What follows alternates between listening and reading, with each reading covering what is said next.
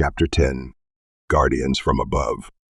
The damp smell of freshly cooked noodles wavers through the toy shop as Gepetto holds open the drapes for Corin to pass through. Careful, it's hot. She warns, slowly steering Corin and his bowl of steaming noodles toward the counter.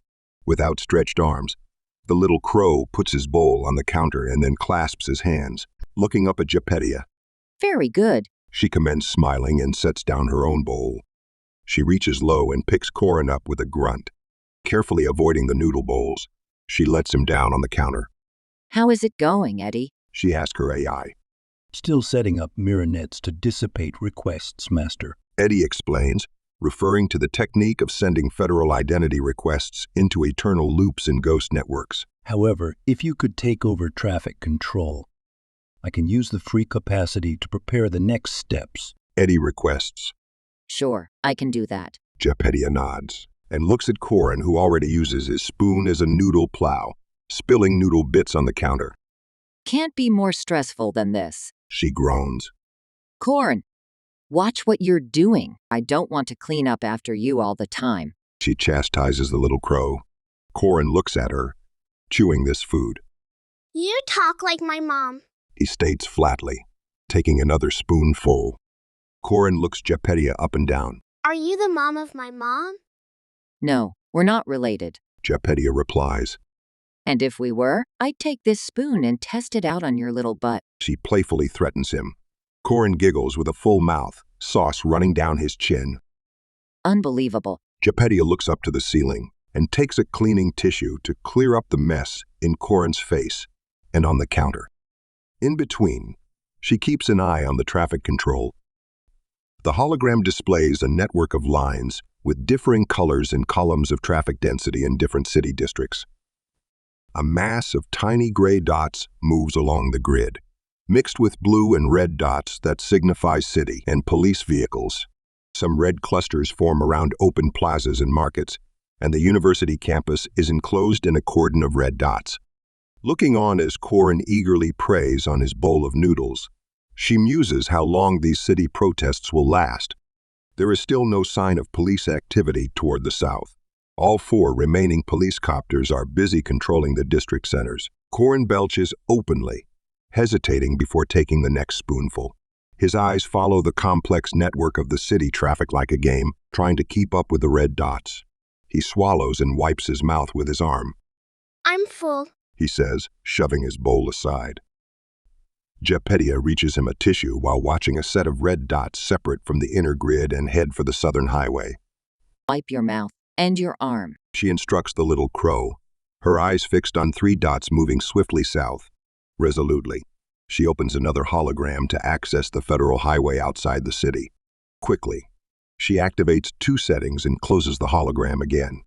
One complete blockage due to chemical spill coming right up. She grins and winks at Corin, who drowsily watches her grown-up game. A dozen blue dots appear on the hologram, quickly moving toward the highway, leaving a wave of congestion in their wake.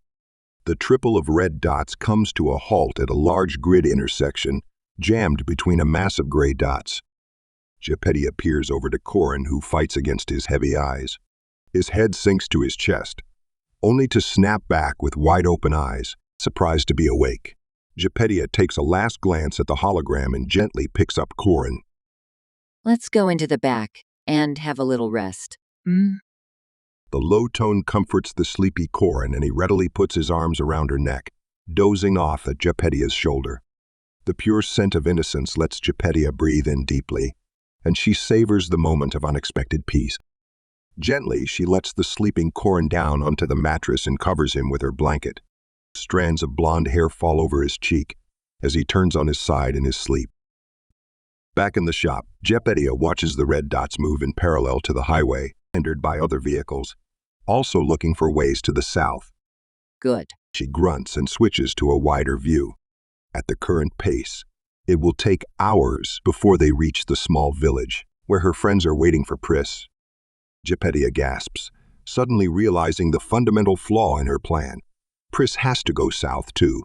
She frantically screens the gray dots, moving slowly along the small line that is the bypass to the highway.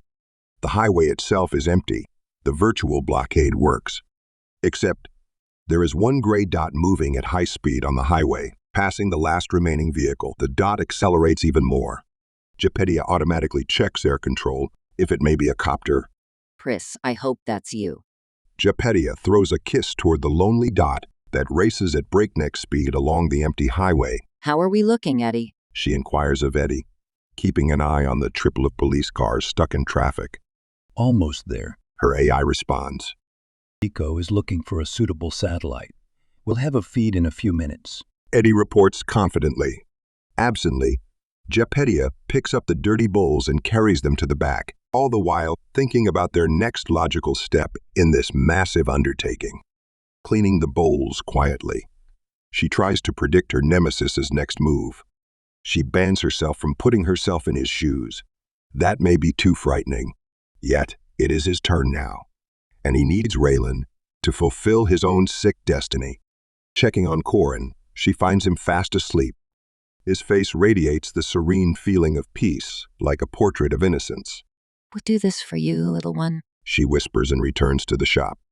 Eddie greets her with good news. Pico isolated an agricultural satellite with appropriate resolution.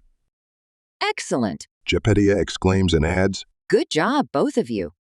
Glad to help, Master. Here's the video feed. Pico taps the inlaid screen, and another hologram pops up. Gepedia rubs her nose with the back of her hand and murmurs. What do we have here? She taps the controls and the view zooms in on its last position, a farm area outside Dushama. She gently moves the view toward the highway and north. Glancing at the traffic control grid, she realigns the position of the satellite, and the view slowly drifts north along the highway. Everin and Arya are out there? Pico asks anxiously. Yeah, somewhere in a small village, next to the highway. Gepedia replies, scanning the satellite view. Out of the corner of her eye, she spots the red dots moving along the bypass road at a faster pace. They just passed the aggregation of blue dots. Emergency vehicles looking for a chemical spill. The police vehicles slow down and halt. Red dots blinking in confusion. Good luck getting on that highway, suckers. Gepedia grunts and focuses her eyes on the satellite view. Yeah, suckers. Pico repeats Gepedia's tone and cocks its head. Language. Both of you. Eddie barks at them. More calmly, it continues. Let's stay civilized, shall we? Okay, boss. Gepedia replies and winks at Pico. She finds the highway exit to the small village and slowly leads the view toward the intersection. She shifts the view to the left, finally finding the bus stop. There you are. She smiles as she zooms in. She enhances night vision and breathes relief at the sight of Everin's lanky figure standing next to Arya. Two pairs of legs are visible from inside the bus stop. The police cars are moving again. They are on the highway. Pico reports and points to the traffic grid.